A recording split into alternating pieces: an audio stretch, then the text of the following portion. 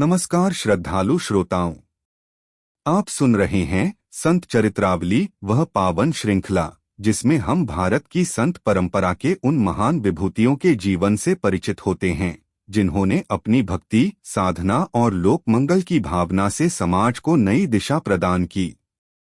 आज की इस विशेष प्रस्तुति में हम जानेंगे गुजरात की पुण्यभूमि जूनागढ़ में जन्मे एक ऐसे संत के बारे में जिनकी कृष्ण भक्ति ने भक्ति आंदोलन को नई ऊंचाइयां प्रदान की। एक निर्धन परिवार में जन्म लेने के बावजूद जिन्होंने सांसारिक सुख सुविधाओं के स्थान पर प्रभुस्मरण, भजन और संकीर्तन को अपने जीवन का आधार बनाया। जिनके जीवन में अनेक कठिनाइयां आईं, परंतु हर संकट में स्वयं भगवान श्री कृष्ण उनके सहायक और संरक्षक बनकर प्रकट हुए। यह कथा है महान कृष्ण भक्त, संत कवि और अमर भजन वैष्णव जन तो तेने कहिए के रचिता संत नरसिंह मेहता की। आइए उनके जीवन, भक्ति, त्याग, करुणा और ईश्वर के प्रति उनके अद्वितीय समर्पण की प्रेरणादायक यात्रा पर चलते हैं।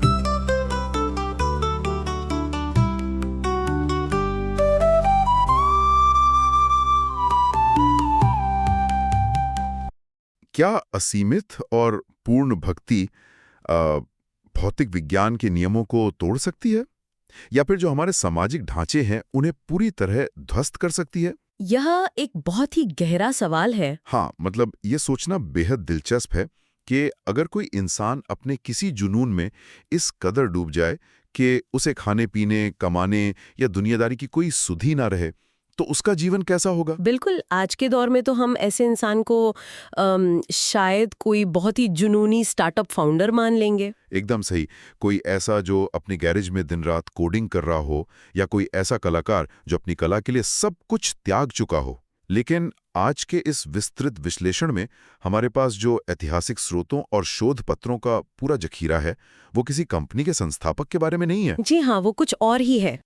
हमारा जो आज का मिशन है वो 15वीं शताब्दी के गुजरात के एक रहस्यवादी और महान भक्त नरसिंह मेहता के जीवन के दस्तावेजों को खंगालना है।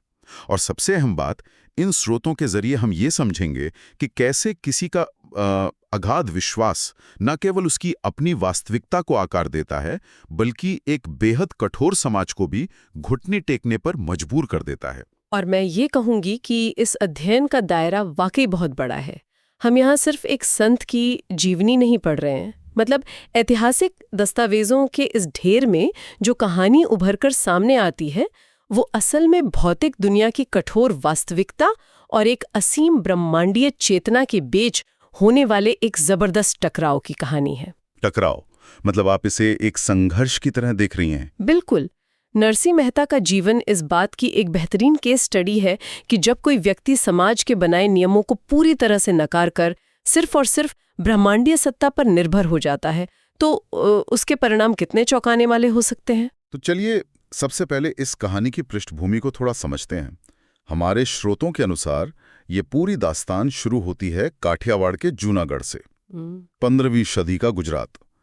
नरसिंह मेहता का जन्म एक नागर ब्राह्मण परिवार में हुआ था।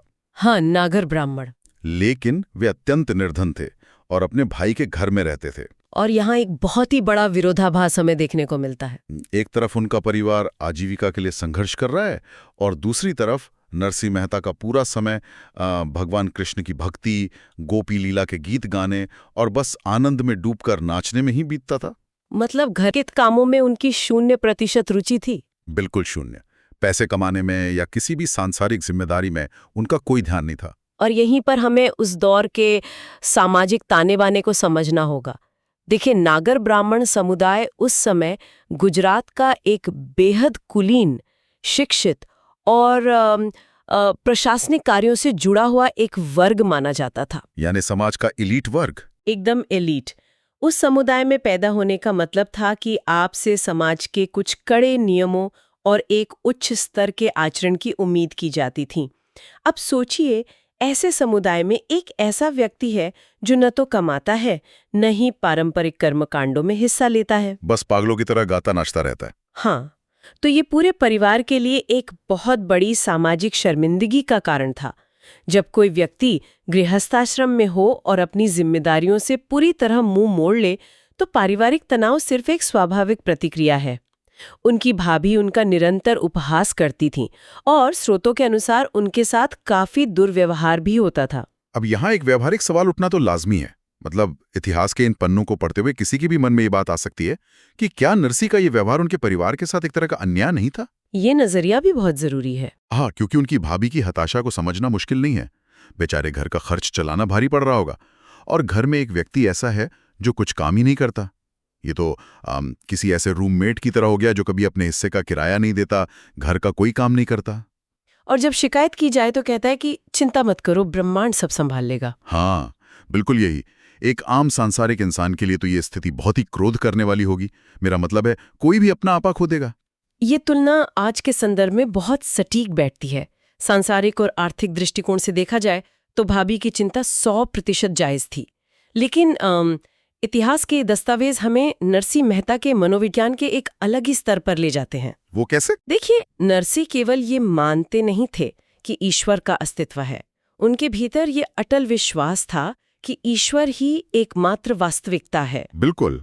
वे आलसी नहीं थे। उनका दृष्टिकोण इतना ब्रह्मांडीय हो चुका था कि उनके लिए पैसा, सामाजिक प्रतिष्ठा या ये गृहस्थी के नियम कोई मायने ही नहीं रखते थे। उनके लिए एक ही सत्य था। जी, उनका कृष्ण से जुड़ाव, बस वही उनके लिए असली दुनिया थी। ये समर्पण सच में इंसान की सामान्य समझ से परे है। स्रोतों में जिक्र है कि परिवार के तानों से तंग आकर वे गोपीनाथ नामक जगह पर चले गए थे, जो समुद्र तट पर स्थित था।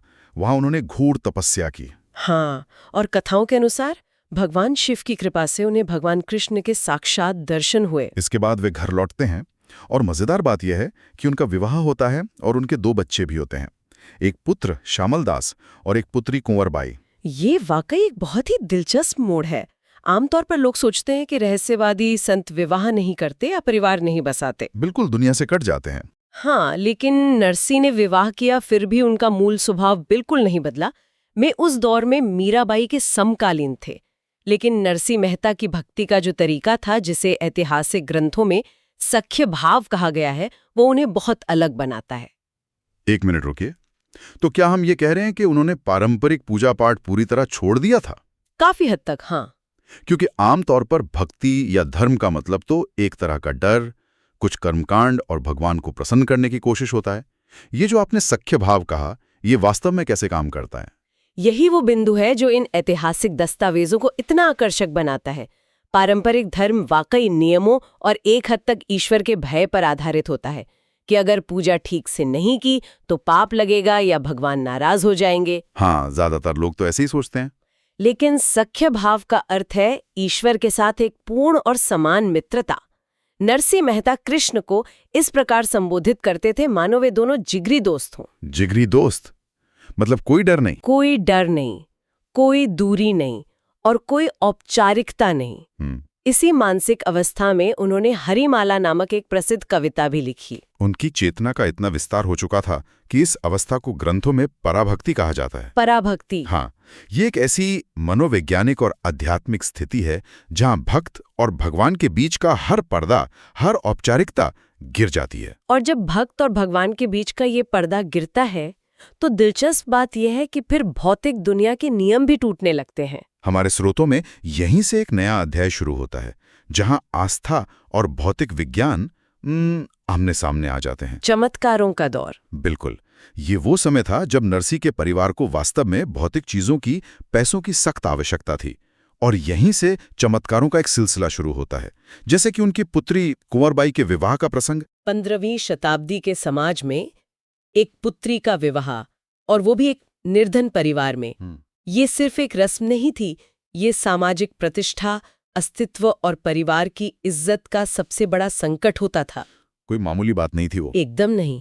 गुजरात में मामेरू नाम की एक रस्म होती है जहां मायके वालों को बहुत सारा उपहार देना होता है। अब नरसी के पास तो कुछ भी नहीं था, खाली हाथ थे एकदम। लेकिन स्रोत बताते हैं कि ये विवाह एक बहुत ही अलग तरीके से संपन्न हुआ। नरसी मेहता के पास धन नहीं था, लेकिन कुंवरबाई की सास को इतने बहुमूल्य उपहार और धन संपत्ति भेंट की गई कि वहां मौजूद सभी लोग हक्के बक्के रह गए। सब हैरान रह गए होंगे। और कहा जाता है कि ये सारा प्रबंध स्वयं श्री कृष्ण के संरक्षण में हुआ था। इन घटनाओं को अगर हम एक पैटर्न की तरह देखें तो ये समझ में आता है कि जिस व्यक्ति ने अपनी चिंताओं का बोझ पूरी तरह से उतार कर फेंक दिया है, उसकी चिंताओं का भार कोई और अदृश्य शक्ति उठा लेती है। मतलब जब खुद कोशिश करना छोड़ दो तो ब्रह्मांड मदद करता है। हाँ, जब भौतिक दुनिया के सारे रास्ते बंद हो जाते हैं तब ये पूर्ण समर्पण काम करता है। ऐसा ही एक और बहुत गहरा प्रसंग स्रोतों में है, जब नरसिंह अपने उसी बड़े भाई के साथ एक लंबी यात्रा पर थे।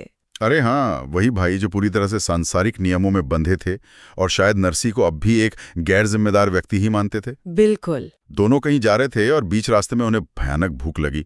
वो कोई ऐसा इलाका नहीं था जहां आसपास कोई ढाबा या भोजन मिलने की उम्मीद हो। और तब कहानी के अनुसार भगवान कृष्ण ने एक गडरिये के बालक का रूप धारण किया, उन्हें एक छोटी सी कुटिया में ले गए और उनके सामने अत्यंत स्वादिष्ट भोजन परोस दिया। दोनों भाइयों की प्रतिक्रिया का जो अंतर यहाँ है वो इंसानी मनोविज्ञान को बहुत अच्छे से दर्शाता है। नरसिंह के लिए तो ये कोई आश्चर्य की बात नहीं थी, उनके लिए तो रोज की बात थी। उनका दोस्त कृष्ण उनके लिए भोजन लाया था, उन्होंने बस शांति से भोजन ग्रहण किया। लेकिन भाई का दिमाग सांसारिक तर्क के जाल में फंसा था। वो ये मानने को तैयार ही नहीं था कि ये कोई दैवीय हस्तक्षेप हो सकता है। पर उस भाई को अपने तर्क पे पछतावा भी बहुत जल्दी हो गया, क्योंकि जब वे भोजन करके आगे बढ़े तो भाई को एहसास हुआ कि वो अपना पानी का बर्तन उसी कुटिया में भूल आया है। वो दौड़कर वापस गया, लेकिन वहां जो नजारा था उसने उसके होश उड़ा दिए। वहां कुछ था ही नहीं। बर्तन जमीन पर पड़ा था, लेकिन वो कुटिया, वो गडरिये का बालक और वो पूरा परिवेश, सब कुछ गायब था, जैसे वहां कभी कुछ वजूद में था ही नहीं। इसे आधुनिक नजरिए से समझना बहुत मुश्किल है। इस घटना को समझने के लिए हमें भगवत गीता के दर्शन की ओर लौटना पड़ता है। गीता के 9वें अध्याय का एक बहुत ही महत्वपूर्ण श्लोक है, योगक्षेमम वहाम्यहम्। इसका अर्थ क्या है? सोच के मेरा चिंतन करते हैं, उनके जीवन की जो आवश्यकताएं हैं जिसे योग कहते हैं, और उनके पास जो कुछ है उसकी रक्षा यानी क्षेम, ये दोनों जिम्मेदारियां मैं स्वयं उठा लेता हूँ। क्या बात है। नरसिंह मेहता के मामले में ये श्लोक एक दार्शनिक विचार से निकलकर साक्षात एक भौतिक घटना में बदल गया था। ये घटना तो केवल अस्तित्व को बचाने तक सीमित थी, लेकिन स्रोतों में एक और घटना का जिक्र है जो हास्य, विडंबना और चमत्कार का एक बहुत ही अद्भुत मिश्रण है। ये तब की बात है जब नरसिंह मेहता अपने पिता का श्राद्ध कर रहे थे। श्राद्ध अनुष्ठान हिंदू धर्म में बहुत सख्त नियमों वाला होता है। इसमें पितरों की शांति के लिए ब्राह्मणों को भोजन कराया जाता है। समय का पाबंद होना और हर चीज का शुद्ध होना अनिवार्य है। कोई ढील नहीं दी जा सकती। बिल्कुल नहीं। अगर श्राद्ध बीच में रुक जाए या ब्राह्मण भूखे लौट जाए तो इसे पूरे परिवार के लिए एक भयंकर सामाजिक कलंक माना जाता था। और इसी भयंकर तनाव के बीच में घर में घी खत्म हो जाता है। ब्राह्मण इंतजार कर रहे हैं, पत्नी घबराई हुई है और नरसिंह मेहता घी खरीदने के लिए बाजार जाते हैं। लेकिन नरसिंह तो नरसिंह थे, वो कैसे कुछ सामान्य कर सकते थे? हाँ, रास्ते में उन्हें एक संकीर्तन दल मिल जाता है जो भगवान के भजन गा रहा था। अब नरसिंह के लिए ये ऐसा था जैसे लोहे को चुंबक मिल गया हो। वे घी, श्राद्ध, घर में बैठे नाराज ब्राह्मण और अपनी पत्नी की घबराहट सब कुछ भूलकर उस दल में शामिल होकर नाचने गाने लगते हैं। जरा घर के माहौल की कल्पना कीजिए। एक तरफ सामाजिक कलंक का डर, एक गरीब और परेशान पत्नी जो दरवाजे पर नजरें गड़ाए बैठी है कि पति घी लेकर आएगा तो अनुष्ठान पूरा होगा, और दूसरी तरफ पति बीच बाजार में अपनी ही दुनिया में मग्न है। और तब दो ऐसी घटनाएं घटती हैं जो भौतिक विज्ञान के नियमों को तार-तार कर देती हैं। पहला ये कि सूर्य अपने मार्ग पर पूरी तरह से स्थिर हो गया। समय का प्रवाह ही रुक गया। जी, किसी को भनक तक नहीं लगी कि कितनी देर बीत चुकी है। अब यहाँ इतिहासकार या आधुनिक विश्लेषक भले ही ये बहस करें कि क्या ये कोई पूर्ण सूर्य ग्रहण था या समय के रुकने का कोई रूपक था, लेकिन जो दूसरी घटना है वो व्यक्तिगत रूप से मुझे बहुत ही हास्यास्पद और गहरी लगती है। दूसरी घटना का दार्शनिक महत्व वाकई बहुत विशाल है। बिल्कुल। स्रोतों के अनुसार स्वयं श्री कृष्ण ने नरसिंह का रूप धारण किया, हाथ में घी का बर्तन लिया और घर पहुंच गए। पत्नी तो पहले से ही गुस्से में थी। उसने देर से आने के लिए उस नरसिंह रूपी कृष्ण को खूब खरी खोटी सुनाई, जबरदस्त डांट लगाई। ये सोचना ही कितना अद्भुत है। मतलब जिसे पूरी दुनिया ब्रह्मांड का रचयिता मानती है, वो एक इंसान का रूप धरकर किराने का सामान यानी घी देर से लाने के जुर्म में एक परेशान गृहिणी से डांट खा रहा है, और वो भी चुपचाप। ये कोई साधारण चमत्कार नहीं है, ये पराभक्ति की असली ताकत का घोषणा पत्र है। परंपरागत धर्म में इंसान भगवान की पूजा करता है, डरता है, उनसे कुछ मांगता है, लेकिन यहाँ समीकरण पूरी तरह से उलट गया है। भगवान खुद काम कर रहे हैं। हाँ, ये घटना स्थापित करती है कि जब प्रेम और समर्पण असीमित हो जाता है तो ईश्वर कोई दूर आसमान में बैठा तानाशाह नहीं रह जाता। वो परिवार का सदस्य बन जाता है, एक सेवक बन जाता है। वो अपने भक्त की सामाजिक प्रतिष्ठा को बचाने के लिए किसी भी हद तक जा सकता है, यहाँ तक कि अपनी गृहिणी की डांट भी सुन सकता है। और सबसे बड़ी विडंबना तो ये है कि असली नरसी को इस पूरे ड्रामे की कोई खबर ही नहीं थी। वो तो कीर्तन में मस्त थे। जब संकीर्तन खत्म हुआ तब उन्हें घी की याद आई। वे दौड़ते हुए घर पहुंचे, ये सोचकर कि अब तो प्रलय आ गई होगी। श्राद्ध खत्म हो चुका था, ब्राह्मण संतुष्ट होकर जा चुके थे, और जब वे हाथ में घी का बर्तन लेकर पत्नी से माफी मांगने लगे तो पत्नी तो अवाक रह गई। इस घटना ने ये पूरी तरह साफ कर दिया कि ईश्वर और नरसी के बीच अब कोई पर्दा नहीं था। लेकिन नरसी मेहता का जीवन सिर्फ इन व्यक्तिगत चमत्कारों तक सीमित नहीं रहने वाला था। स्रोतों के अनुसार आगे चलकर उनके जीवन में एक बहुत ही दुखद मोड़ आता है। जी, समय के साथ उनकी पत्नी और पुत्र दोनों का देहांत हो जाता है। ये किसी भी इंसान के लिए टूट जाने का पल होता है। बिल्कुल, इंसान पूरी तरह बिखर जाता है। लेकिन नरसी मेहता के लिए ये एक आध्यात्मिक विस्फोट का पल था। पत्नी और पुत्र की मृत्यु के पश्चात सांसारिक बंधनों की जो आखिरी कुछ कड़ियां बची थीं, वे भी हमेशा के लिए टूट गईं। वे पूरी तरह से स्वतंत्र हो गए। उन्हें कोई खोने का डर नहीं रहा। सही कहा।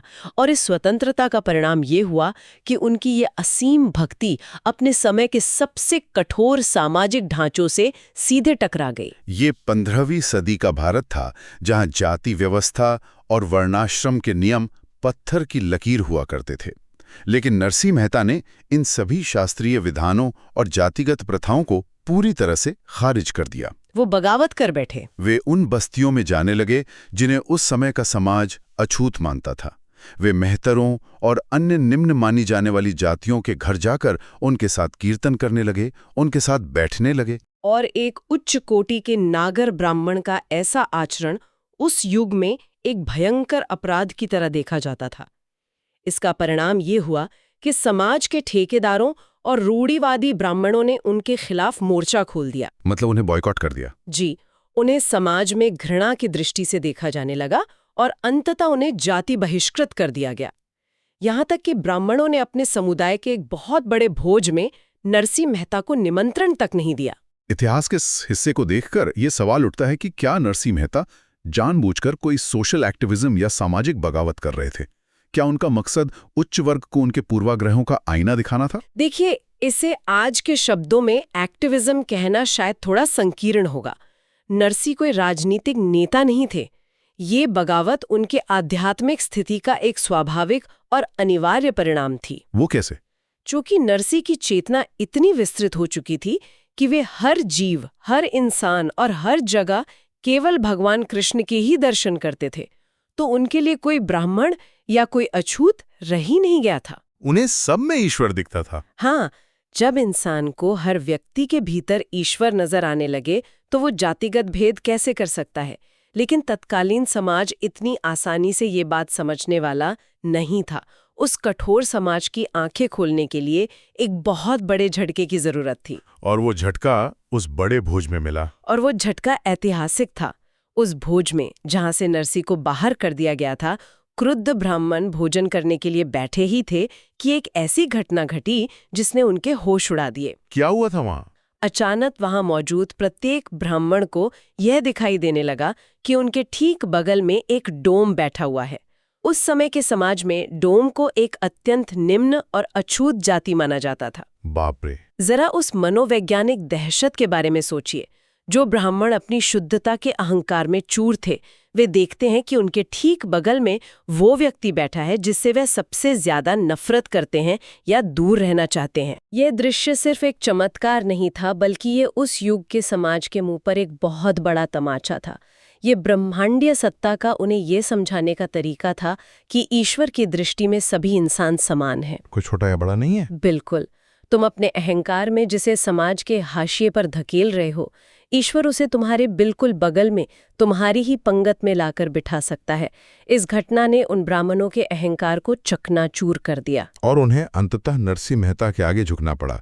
ऐतिहासिक दस्तावेज बताते हैं कि उन ब्राह्मणों ने अपनी गलती मानी, नरसिंह को ससम्मान वापस अपनी जाति में शामिल किया और खुलेआम ये स्वीकार किया कि नरसिंह कोई साधारण व्यक्ति नहीं बल्कि एक उच्च कोटि के संत हैं। ये केवल नरसिंह की जीत नहीं थी, ये उस सार्वभौमिक प्रेम, समानता और अद्वैत की जीत थी जो सच्ची भक्ति से पैदा होती है। इन सभी ऐतिहासिक और शोध सामग्री का अगर निचोड़ निकाला जाए तो ये स्पष्ट होता है कि नरसिंह मेहता ने भक्ति को मंदिरों की चारदीवारी और कर्मकांडों के जकड़न से बाहर निकाल दिया। उन्होंने ईश्वर को आजाद कर दिया। हाँ, उन्होंने ईश्वर को सड़कों पर, निम्न जातियों की बस्तियों में और समाज के सबसे उत्पेक्षित कोनों में स्थापित कर दिया। बिल्कुल।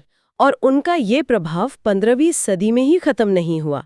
उनका लिखा हुआ एक गीत आज भी पूरे विश्व में गूंजता है और वो इस बात का प्रमाण है कि उनका दर्शन कितना प्रासंगिक है। वो कौन सा गीत है? वो गीत है वैष्णव जन तो तेणे कहिए जे पीर पराई जाने रे, जो महात्मा गांधी का सबसे प्रिय भजन भी बना।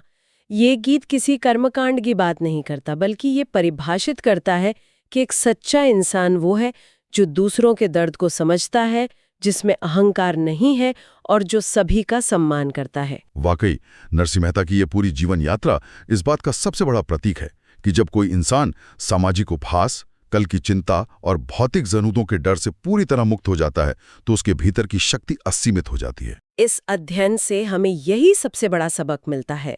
सच्ची स्वतंत्रता किसी बाहरी बदलाव से नहीं बल्कि भीतर से आती है, और जब वो आंतरिक स्वतंत्रता प्राप्त हो जाती है तो बाहर की पूरी दुनिया और यहाँ तक कि भौतिक नियम भी उस इंसान के अनुकूल होने लगते हैं। और इसी मोड़ पर यह चर्चा एक बहुत ही गहरे दार्शनिक विचार को जन्म देती है।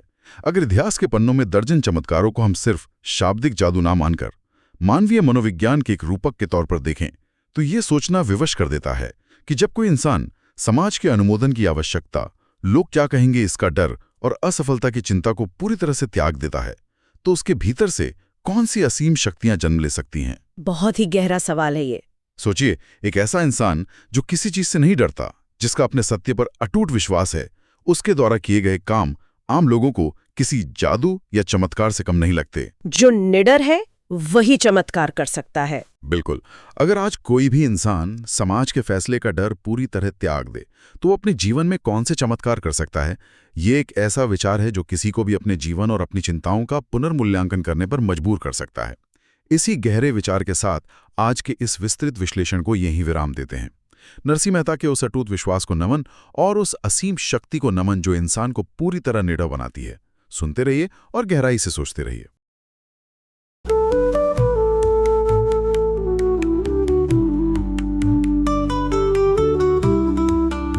तो श्रोताओं, यह था महान कृष्ण भक्त संत नरसिंह मेहता का प्रेरणादायी जीवन चरित्र।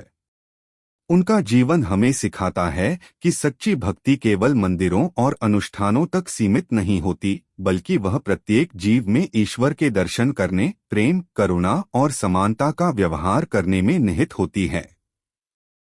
नरसिंह मेहता ने अपने आचरण से सिद्ध किया कि जब भक्त पूर्ण समर्पण के साथ प्रभु का आश्रय ग्रहण करता है, तब स्वयं भगवान उसके जीवन की नौका के खेवनहार बन जाते हैं। उनके भजन आज भी मानवता, सेवा और वैष्णव आदर्शों का संदेश देते हैं तथा हमें प्रेम और भक्ति के मार्ग पर चलने की प्रेरणा प्रदान करते हैं। यदि आपको यह प्रस्तुति पसंद आई हो तो संत चरित्रावली को अवश्य फॉलो करें, अपने मित्रों और परिवारजनों के साथ साझा करें और भारतीय संत परंपरा के ऐसे ही प्रेरक जीवन प्रसंगों को सुनते रहें। मैं आपसे विदा लेता हूँ। अगले एपिसोड में किसी अन्य महान संत के जीवन की अमृत गाथा लेकर पुनः उपस्थित होंगे। तब तक के लिए नमस्कार, जय श्री कृष्ण और हरि नाम का स्मरण करते रहिए। राधे कृष्ण।